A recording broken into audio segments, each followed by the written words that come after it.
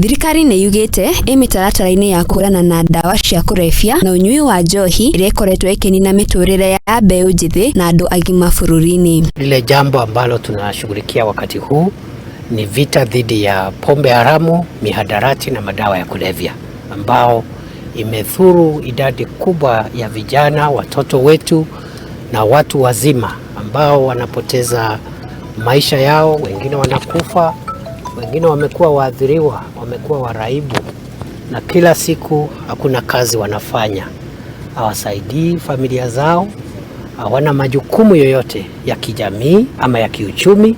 Kithire Kindiki niaugite ni makunina uhuthiri wa bangi hari mbeu njithi na aria othe magumirwo ni unyui wa njohi kana uhuthiri wa dawa cia kurebia ni megutwarwo rehab niguo marigitwo makorwo andu a bata hari ukuria wa bururi.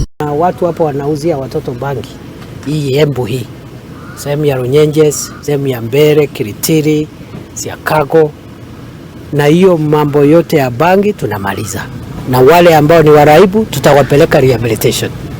The government will take every addict to rehabilitation, restore them to normalcy so that they can go back and contribute to national development and raise their families, take care of their children and become responsible people. So hapo ndio tumefikisha. This matter is no longer a social issue, it's not an economic issue, it's a national security matter.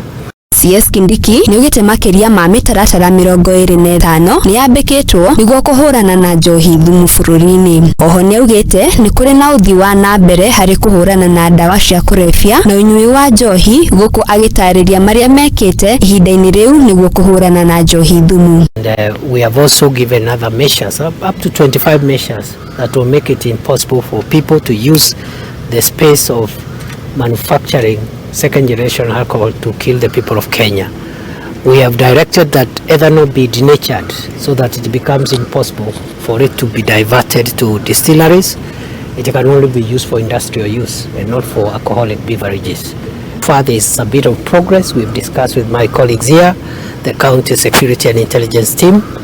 We've made some progress. We've arrested, seized over 300 rolls of bang. We have also arrested over 100 people, and 44 of them have already been taken to court. They are at various stages of prosecution. The others, we are completing investigations and will be charging them in due course. Irifotera Muthingi TV, Geto wa Geshi wa Wachira. Haya.